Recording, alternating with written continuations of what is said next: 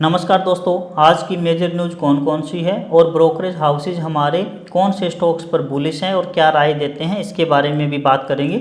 सबसे पहले हम बात करेंगे, पीएम मोदी ने कहा है कि इंडिया फोकस कर रहा है सेमीकंडक्टर मैन्युफैक्चरिंग और फ्यूचरिस्टिक इंडस्ट्री को लेके।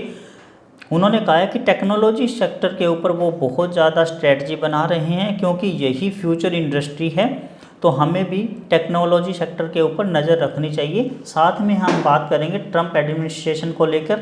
उन्होंने 50% का टैरिफ लगा दिया है इंडिया पर और इसमें सबसे ज़्यादा जो इम्पैक्ट पड़ेगा वो textile, fisheries, James and jewelleries industry के ऊपर सबसे ज़्यादा पड़ेगा। दोस्तों, अगर आपको समझ में नहीं आ रहा कि ट्रंप टैरिफ क्या है, कौन से सेक्टर पर इम्पैक्ट पड़ेगा, कौन से सेक्टर और स्टॉक से हमें बचना चाहिए और कौन से सेक्टर और स्टॉक्स को हमें खरीदना चाहिए, तो आप आई बटन के ऊपर जाके मेरी वीडियो देख सकते हैं। साथ में चैनल पे भी आपको मिल जाएगी ट्रंप टैरिफ के नाम से। दोस्तों, बहुत ही आसान और सिंपल भाषा में मैंने आपको समझाया है कि ट्रंप टैरिफ क्या है, कैसे काम करता है और हमें किन किन चीज़ों का ध्यान रखना चाहिए। अब चलिए आगे चलते हैं नेक्स्ट न्यूज़ की तरफ। बैंक ऑफ महाराष्ट्र ने प्लान किया है कि वो 2000 करोड़ रुपए QIP या ऑफर फॉर सेल के थ्रू रेज करेंगे, क्योंकि सेबी का ये रूल है कि किसी प्रमोटर का जो हिस्सा है वो 75% से ज़्यादा नहीं होना चाहिए। बाकी हिस्सा जो अबो है वो पब्लिक में चला जाना चाहिए या पब्लिक में बेच देना चाहिए। तो वो 79.6% बैंक ऑफ महाराष्ट्र का गवर्नमेंट का स्टेक है और इसको वो कम करके 75% कर रहे हैं। दिल्ली प्लान कर रहा है कि 8000 इलेक्ट्रिक बसें बाई फरवरी 2026। दिल्ली का जो ट्रांसपोर्ट मिनिस्टर है पंकज सिंह जी ने कहा है कि वो इस साल के अंत तक 6000 बसों का टारगेट है और फरवरी 2026 तक 7 से 8000 इलेक्ट्रिक बसों का उनका टारगेट रहेगा। ग्लैंड फार्मा को लेकर नेक्स्ट न्यूज़ है, उनको अप्रूवल मिला है एक डेक्सट्रोज इंजेक्शन के लिए। इस इंजेक्शन का जो मार्केट साइज़ है वो $45 मिलियन है और उनको भी इसकी अप्रूवल मिल गई है। तो ये ग्लैंड फार्मा के लिए पॉजिटिव न्यूज़ रहेगी। नेक्स्ट जो हमारी न्यूज़ है ऑटो इंडस्ट्री को लेकर, जेफरीज ने कहा है वो ऑटो इंडस्ट्री के ऊपर काफ़ी बुलिश हैं। उनके प्रेफरेंस शेयर में महिंद्रा एंड महिंद्रा और TVS मोटर है। उसके बाद में वो मारुति सुजुकी को भी और आइसर मोटर को भी अच्छा बता रहे हैं। साथ में नोमुरा ने कहा है कि M&M, मारुति, अशोक लीलैंड और TVS उनके बिगेस्ट प्लेयर रहेंगे।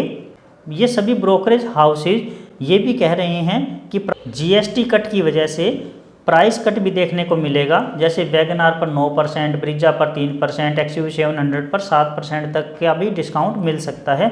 साथ में इनको लगता है कि 1 से 1.5% तक डिमांड बढ़ सकती है GST कट की वजह से। डिक्सन टेक्नोलॉजी, इसके बारे में नेक्स्ट न्यूज़ है। डिक्सन टेक्नोलॉजी ने कहा है कि जो US ने अभी इलेक्ट्रॉनिक्स को छूट दी हुई है टैरिफ से, वो इनके लिए बहुत पॉजिटिव खबर है। और साथ में उन्होंने कहा है कि सप्लाई में कोई भी इशू नहीं आएगा इस टैरिफ की वजह से।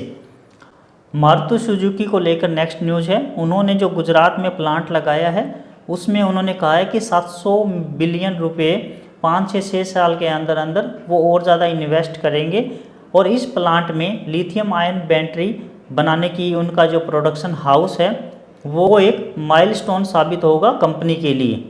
ये एजुकेशनल पर्पज़ के लिए वीडियो है, मैं फाइनेंशियल एडवाइज़र नहीं हूँ। नेक्स्ट जो हमारी न्यूज़ है वो ऑयल इंडस्ट्री को लेके है।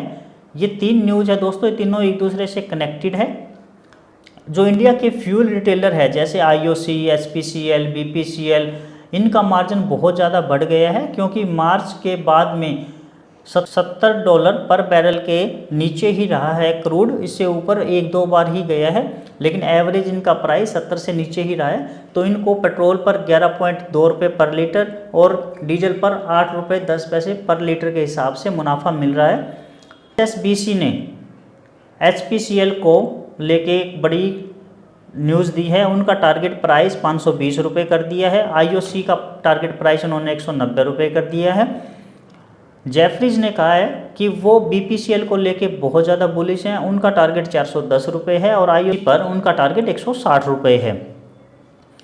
गोल्डमैन सैच्स ने कहा है कि उनको लगता है कि 2026 तक क्रूड ऑयल $50 से नीचे भी आ सकता है।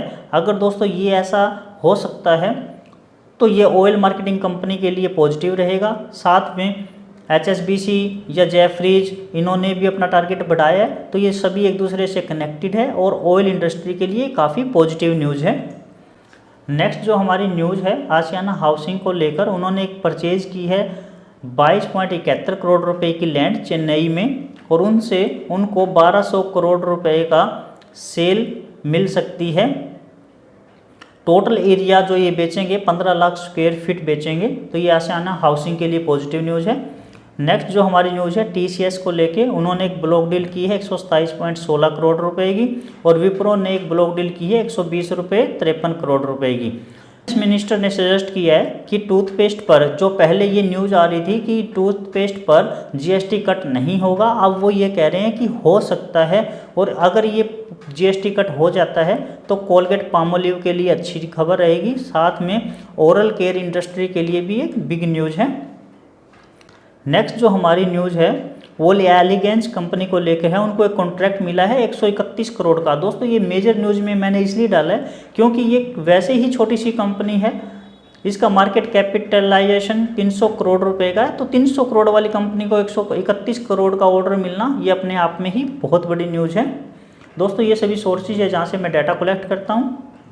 जो हमारी न्यूज़ है वो सूरत डायमंड हाउसेज को लेके है। उन्होंने कहा है कि जो एक ट्रम्प टैरिफ लगा हुआ है जिनका इम्पैक्ट जेम्स एंड ज्वेलरी पर बहुत ज़्यादा पड़ता है, इससे 28.5 बिलियन डॉलर का इम्पैक्ट पड़ सकता है इस कंप्लीट इंडस्ट्री पर। सूरत डायमंड हाउस के बारे में बात कही थी कि 4700 ऑफिस जो शुरू में बिक चुके थे उनमें से सिर्फ 250 ही ऑपरेट हैं, बाकी सभी के सभी चैलेंजेस फेस कर रहे हैं। जेम्स एंड ज्वेलरी इंडस्ट्री के लिए नेगेटिव खबर है ट्रम्प टैरिफ को लेके। नेक्स्ट जो हमारी न्यूज़ है वारी एनर्जी को लेके, उनको एक ऑर्डर मिला है 452 मेगावाट सोलर मॉड्यूल सप्लाई करने के लिए, ये वारी एनर्जी के लिए पॉजिटिव न्यूज़ है। मारुति सुजुकी ने कहा है कि वो 50,000 से 1 लाख इलेक्ट्रिकल व्हीकल एक्सपोर्ट करने का प्लान कर रहे हैं। उनका ये कहना है कि वो इंटरनेशनल मार्केट में भी अपना एक्सपेंशन करने जा रही है, वहाँ भी वो माल बेचेगी। करते हैं नेक्स्ट न्यूज़ की। JSW स्टील ने एक जॉइंट वेंचर किया है, उसका नाम रखा है उन्होंने APGSW प्राइवेट लिमिटेड, और ये प्रोजेक्ट इन्होंने लगाया है आंध्र प्रदेश में, जिसके अंदर JSW स्टील की होल्डिंग है 89%। उन्होंने ये प्लांट लगाया है कि आयरन और इंपोर्ट जो करते हैं वो इंपोर्ट करना ना पड़े और उनकी कॉस्टिंग कम से कम रहे। नेक्स्ट जो न्यूज़ है लहर फुटवियर को लेके है, उनको एक ऑर्डर मिला है 74.90 करोड़ रुपए का, जिसमें उनको 50,000 टूल किट सप्लाई करनी है आर्टिशियन और क्राफ्टमैन पीपल के लिए। National small industry corporation limited की तरफ से ये ऑर्डर मिला है और इनको ये ऑर्डर पूरा करना है जुलाई 2026 तक। नेक्स्ट जो न्यूज़ है वो पिकार्डली एग्रो को लेके है, उनकी एक विस्की आती है इंद्री विस्की, उन्होंने रिकॉर्ड बना दिया है 2.04 मिलियन बोतल सेल की है 2024 में। टोटल उन्होंने 1,24,000 कार्टून इंडिया में और 46,000 कार्टून विदेश में बेच दिए हैं और ये नंबर 1 ब्रांड माल्ट विस्की का बन गया है। अडानी प्लान कर रहा है 5% स्टेक अंबुजा सीमेंट में बेचने के लिए लगभग 15,000 करोड़ रुपए का। कह रहे हैं कि हम ये स्टेक इसलिए बेच रहे हैं कि हम सीमेंट जो बिजनेस में जो कर्जा है उसको रिड्यूस करना चाह रहे हैं, उसको कम करना चाह रहे हैं। तो ये थी आज की मेजर न्यूज़। वीडियो को आप लाइक ज़रूर करें।